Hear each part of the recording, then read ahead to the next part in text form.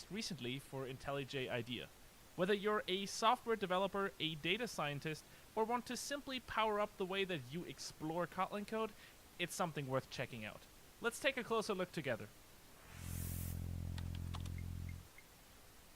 I'm really excited to show you Kotlin notebooks today because they provide a new way of interacting with Kotlin code.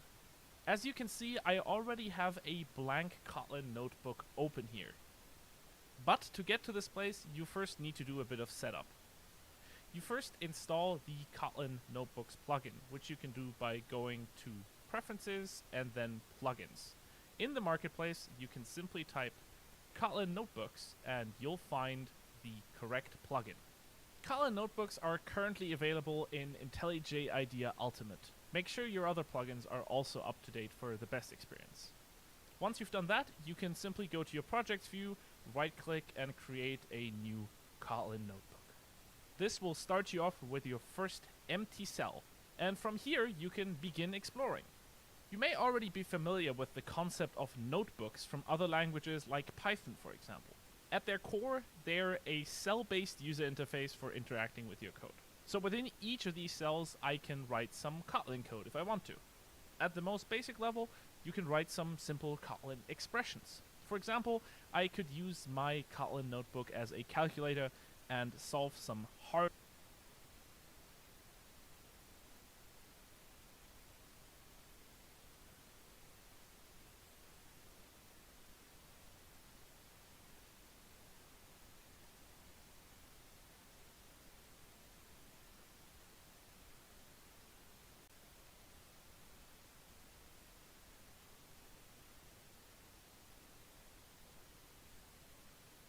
mathematical problems. I can run this individual cell and then see its result as its output just a few seconds later. I could also assign this to a variable, in this case 4, and store the result of my computation. And then when I rerun this, I could actually access the same variable in the next cell independently of the previous one.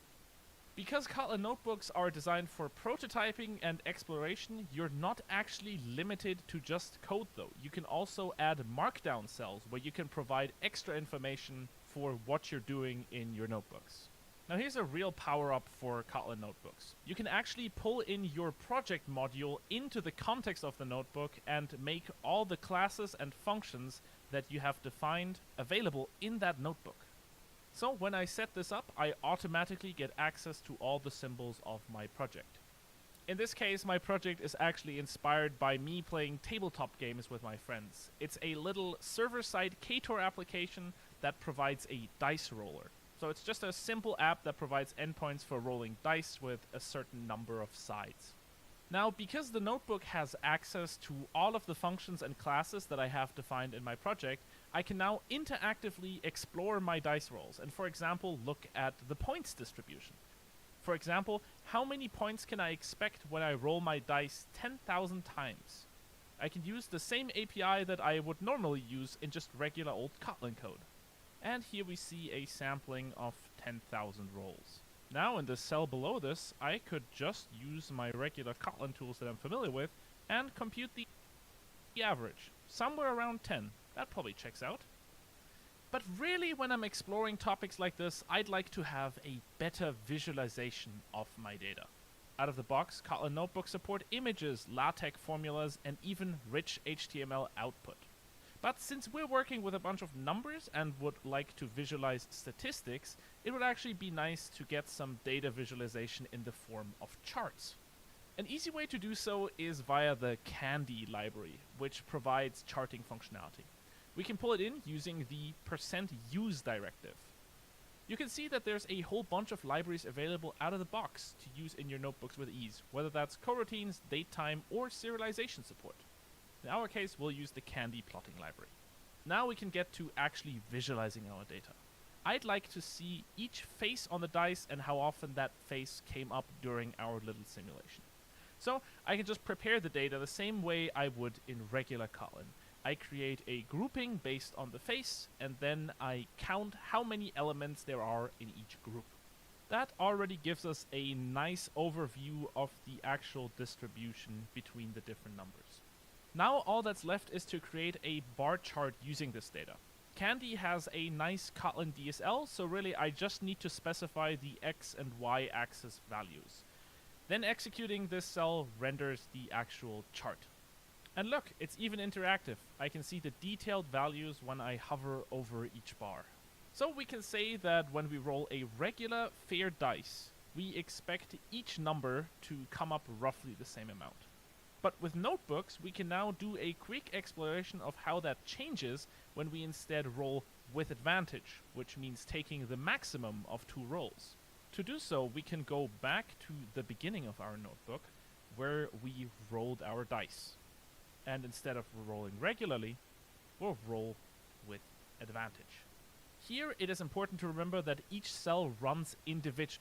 So because we made a change at the beginning of our notebook, we also want to rerun all the other cells so that they all get the new values. That is as easy as hitting run all. And just like that, we've gained another insight about our dice roller. When we roll with advantage, we're far more likely to roll a 20 than we are to roll a 10. Probably makes sense intuitively, and now we have the numbers to back it up. But good thing we visualized the data, because just looking at the average, 13 point something, would not have given us the same idea. Rather than just run code we have in our project, we can of course also prototype new code in our notebook. You can create objects, functions, and classes the same way you would in regular Kotlin. For example, we may want to work on extending the dice roller class to also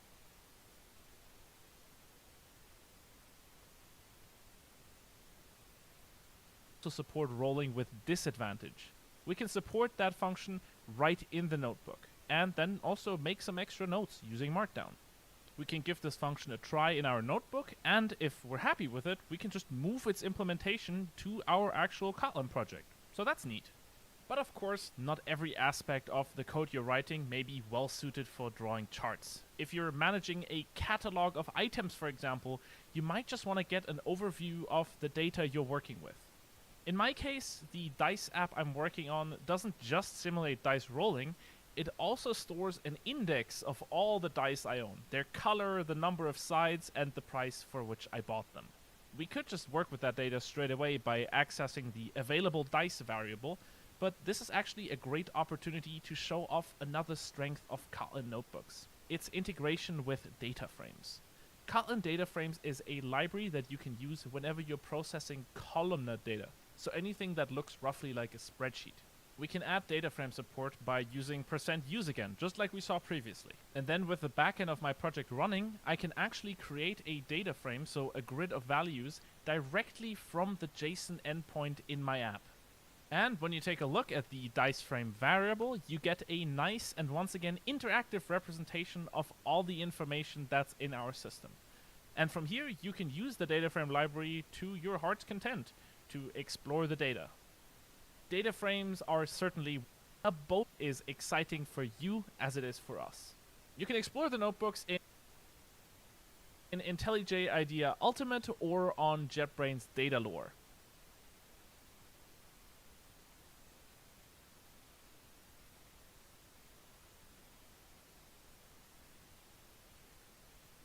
We also have a starter notebook that you can take a look at, linked in the description.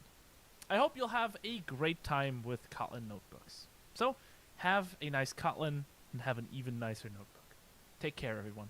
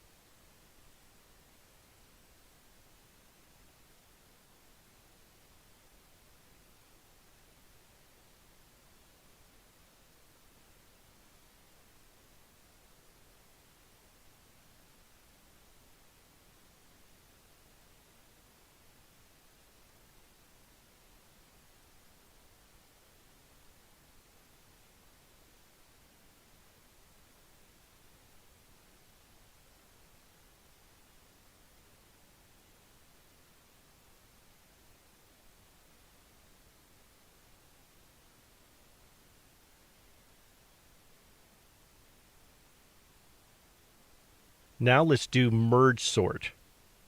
So the idea behind merge sort is this.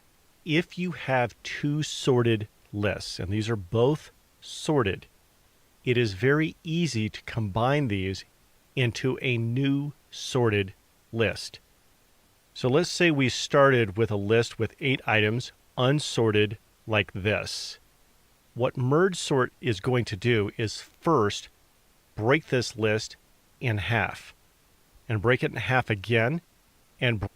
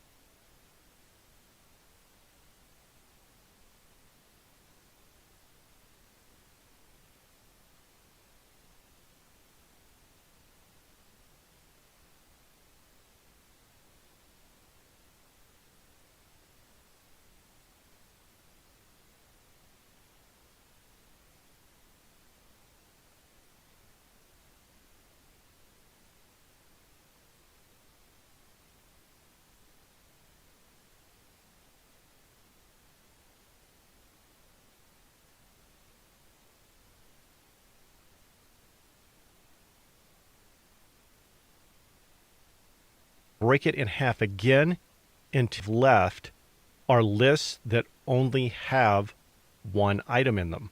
So there will be 8 separate lists with one item in each list. And a list with one item in it is by definition sorted. So now that you've gotten these all down to single item lists, we can take 2 of the items and create a new list that's sorted. And we'll do that with the next 2, and so on until we have 4 lists, in this case, with 2 items each. Then we'll do it again with these 2 lists, like that, and with those 2 lists, take these 2 lists and combine them into one sorted list. And that is our high-level overview of merge sort.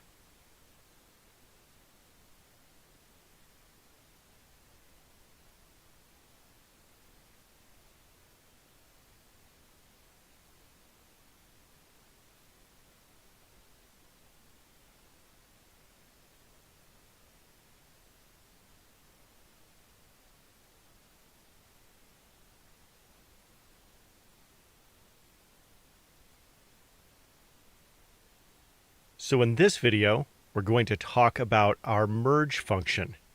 Merge is what is called a helper function. It doesn't do all of what is required for merge sort, it just does a portion of it. So the portion that merge does is it takes 2 sorted lists, and they do need to be sorted lists, and it takes the values from these and puts them into a new combined list like this. So let's put this back like this and walk through how we would do that. So we're going to loop through each of these lists, and we'll loop through the first one with a variable I and the second one with a variable j. Then what we'll do is just compare I and j.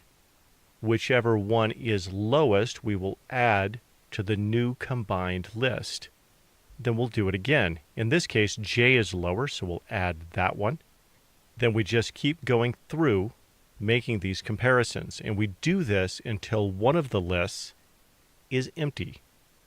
Once we've done that, we'll have another loop that loops through whichever list still has items, and we'll add these items to the combined list. So we will code this helper function in the next video. But for now, that is our introduction to merge. So now let's write our code for our merge function. So we'll start with our 2 sorted lists like this. I'll shrink these down. And we'll start this out by saying merge, and then we're going to pass it 2 lists. They both have to be sorted. And we're going to combine these 2 lists into a new list, and I'm going to call that list combined. Now, one of the key things here to figure out in combining these is you can't use for loops, because you don't know how many you're going to take from each list to begin with. We're going to have to use while loops. So I'm going to declare the variables for our while loops as I. We'll set that equal to 0, and that points to the index of 0 in our first list. And then we'll say j equals 0, and we'll do the same thing for the second list. And then our while loop is going to look like this. And this is basically saying, as long as both lists still have items in them, we're going to run this while loop. If either list becomes empty, it'll break us out of this while loop. So in this case, I is less than j. We'll start out with this to say if I is less than j, these 2 items, and it is in this case, into the combined list, we're going to append from list 1 the item at the index of I, like that.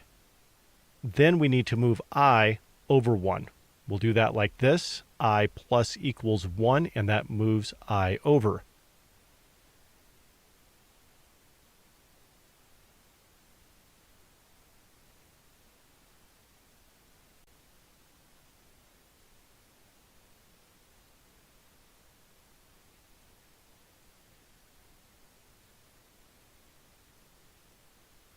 Now we're going to run through the while loop again and compare I and j.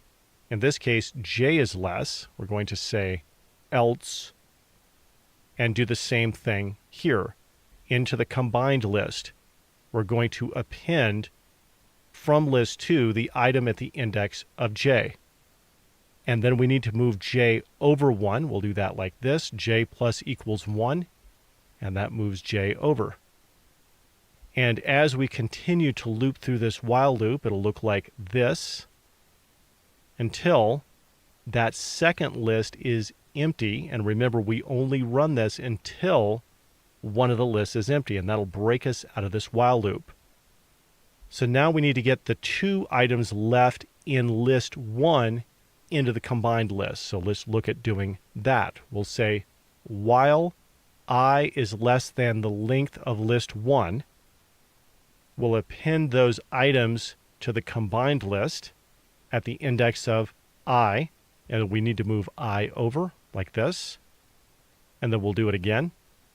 And now list 1 is empty, and that breaks us out of this while loop. The other possibility is that we had items left in list 2, so we'll need an almost identical while loop for list 2 that'll look like this. So we'll run the first while loop if list 1 still had items remaining. We'll run the second one if list 2 still had items remaining. And now the only thing left to do is to return that combined list. So now let's look at this in with the rest of our code like this, and that is the entire merge function.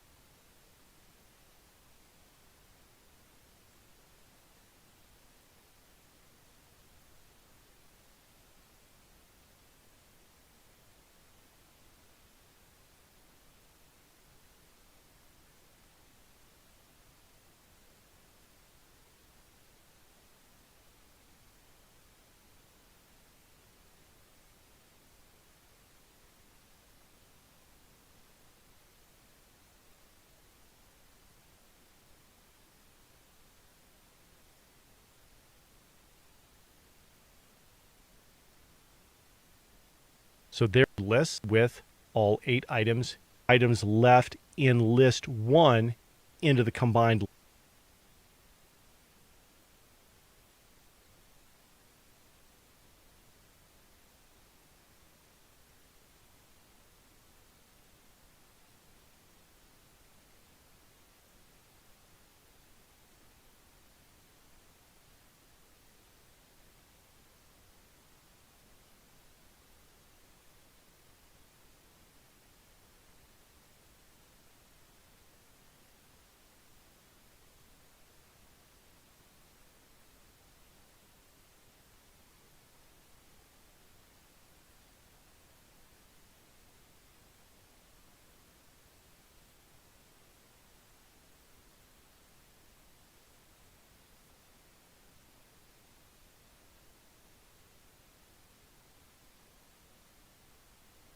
list. So let's look at doing, and that gives us a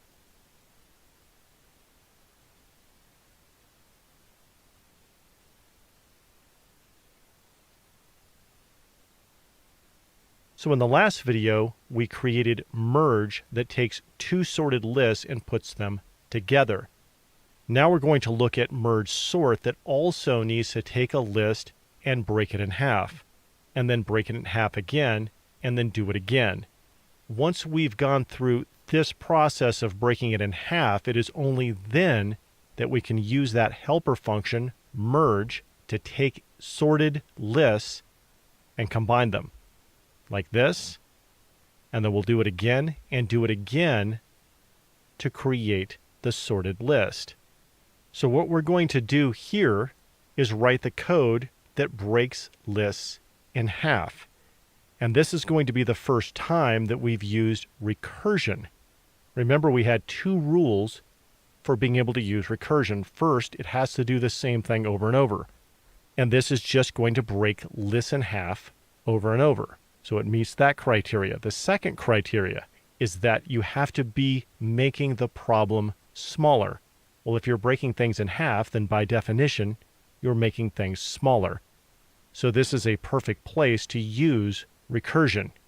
And we're going to use the recursion until we reach a base case. And the base case is going to be when we've broken it down to where the length of the list is 1. So once we've done our recursion to break things in half, we've reached our base case to stop breaking things in half when we've gotten down to one item.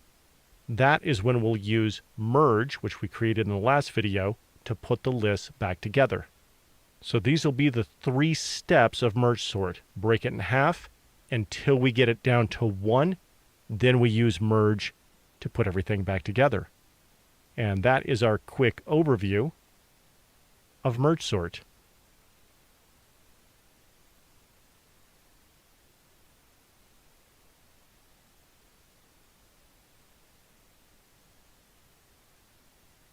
So now we're going to write our code for merge sort. And we'll start our code off like this, and we're going to pass it this list. And on the right side of the screen, I'm going to bring in a call stack, and I'm going to add an instance of merge sort to the call stack. So merge sort is going to be called recursively. So we're going to have multiple instances of merge sort on the call stack. And each instance is going to be called with a list. So to keep track of what list each instance of merge sort was called with, I'm going to do this. So now we're going to split that list in half. And in order to do that, we're going to need a midpoint. We'll call that mid index. And we're going to set the mid index to be equal to the length of the list divided by 2. So in this case, the length is 4 divided by 2 is 2. Now, one of the things we have to do here is to account for when we have an odd number in the list. So, for example, if we had a list with 3 items in it and we divide by 2, we're going to get 1.5. And we can't have an index of 1.5.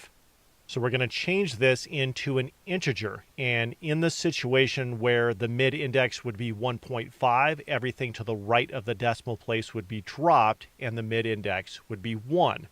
But in this situation, because we have 4 items, the mid index is 2. And that is this index here. So I'm going to take that 2 and store it next to this instance of merge sort. That's mid index for this instance. So now we're going to create 2 new lists. The first one we'll call left. We'll set it equal to my list on this range. So when you do a range like this with this colon, whatever's on the left, that's the starting point. If you don't have anything on the left, the starting point becomes the first item.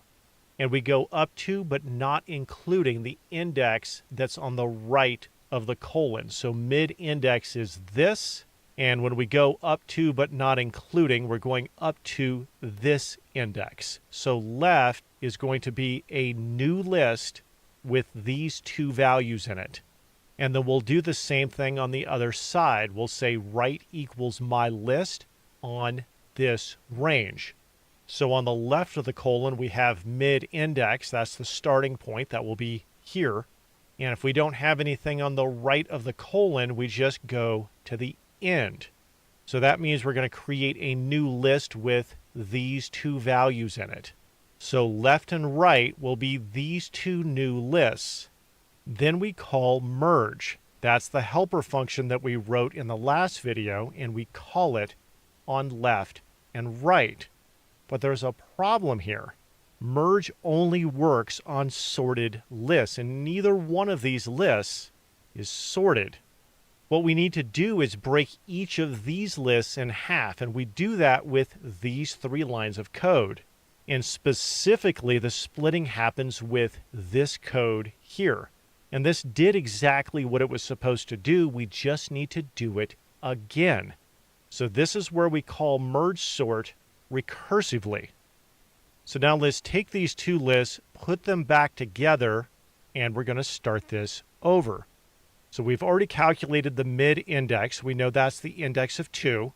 And then when we come down here, this portion of the code does exactly what it did before. It's just going to create this new list with 2 items in it.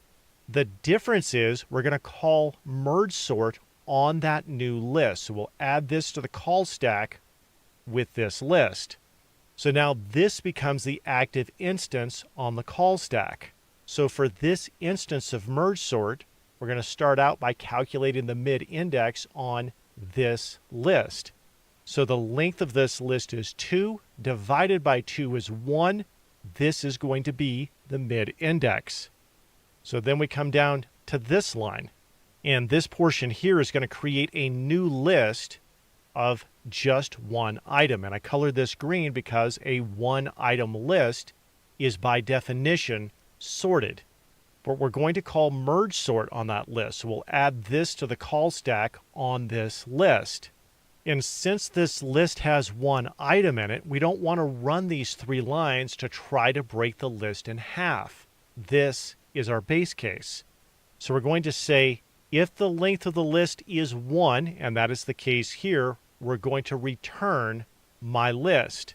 So in this return statement, where does it return it? It's going to return it to the function that called it.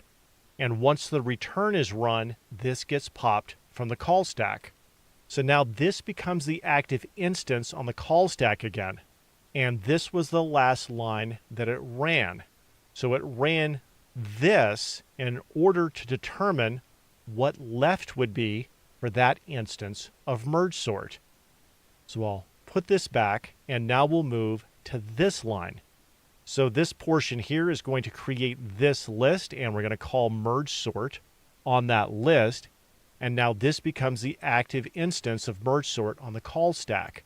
The first thing we'll do is check to see, is the length equal to 1? It is, and we're going to return my list, and this gets popped from the call stack. So this becomes the active instance of merge sort on the call stack again. We just ran this line, and this 1 item list is right. So now we move down to here, and we're going to run merge on left and right. So we'll add this to the call stack on left and right, and that's going to do this. So this line here, I'm going to remove the return to show what this does. So the merge function has a return statement in it. So where does it return to? It returns to here.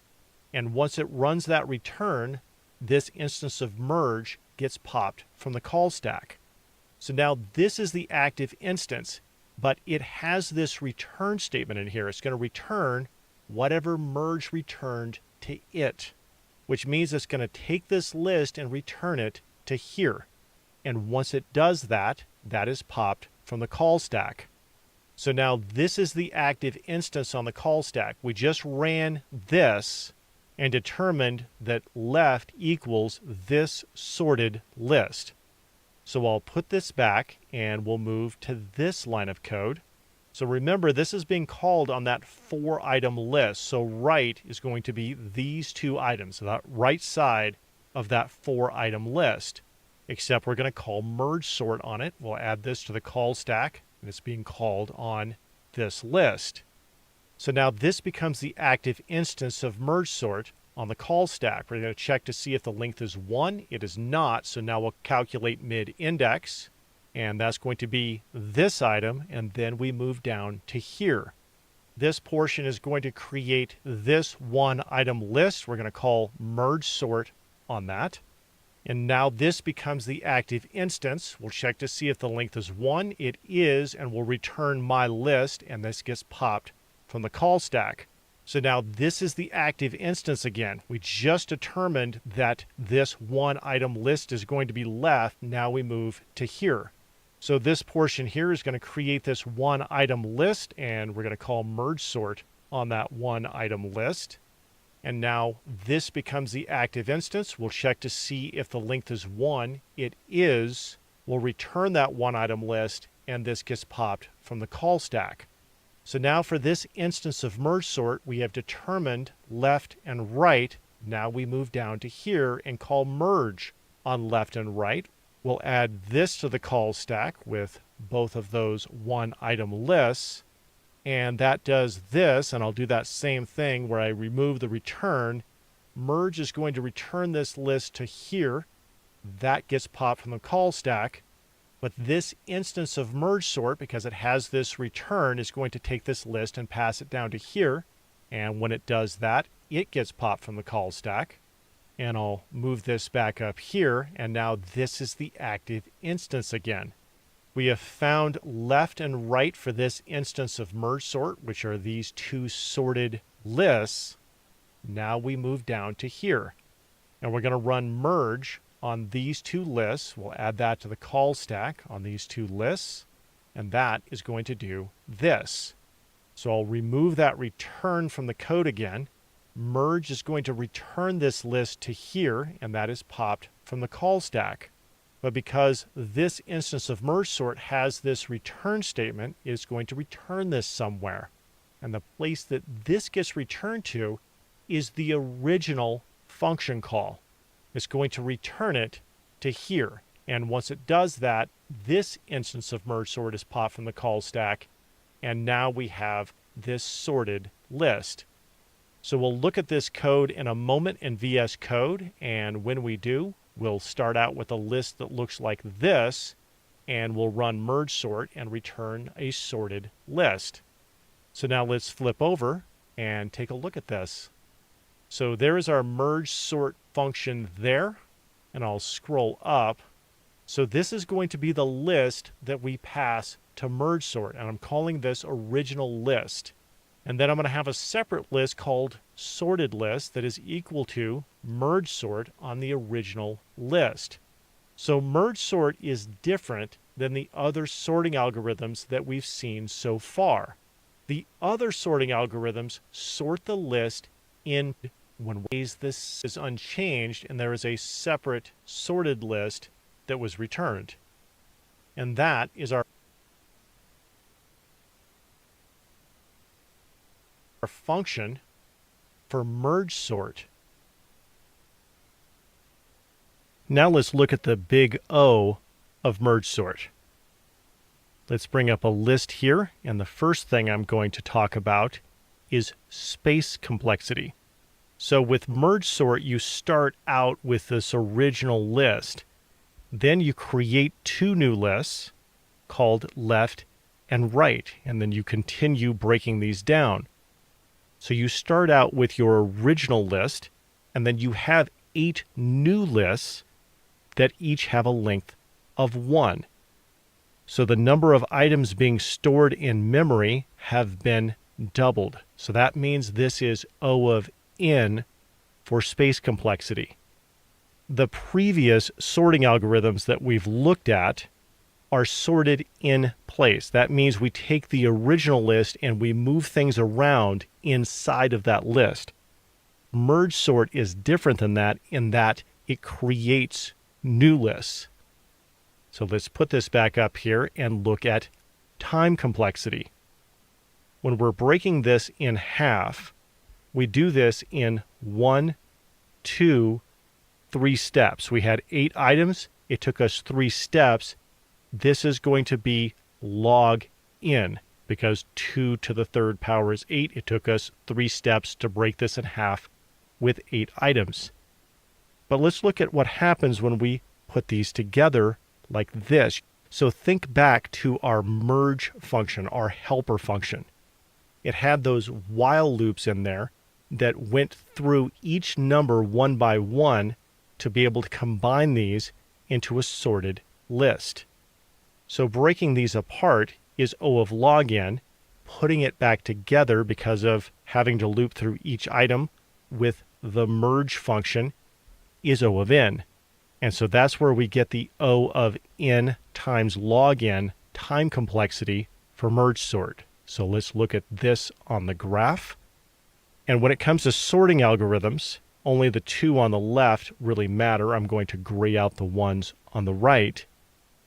The first 3 sorting algorithms that we created were O of n squared: bubble sort, insertion sort, selection sort. But this one is much more efficient, O of n times log n.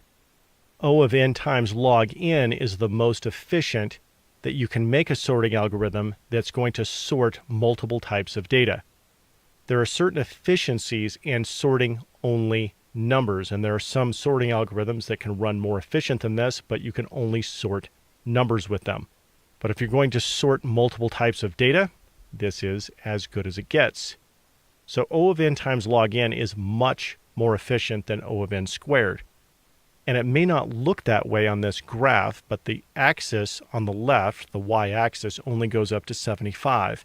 If the axis went to 1,000 or it went to 1,000,000, you would see that there is a huge difference between O of n squared and O of n times log n.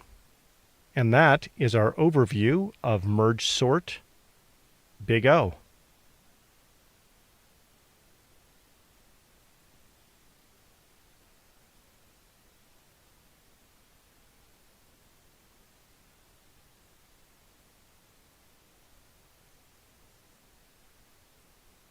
So now let's look at our overview of quicksort. We'll start out with a list like this, except I'll put it like this. And the way quicksort works is we start with a pivot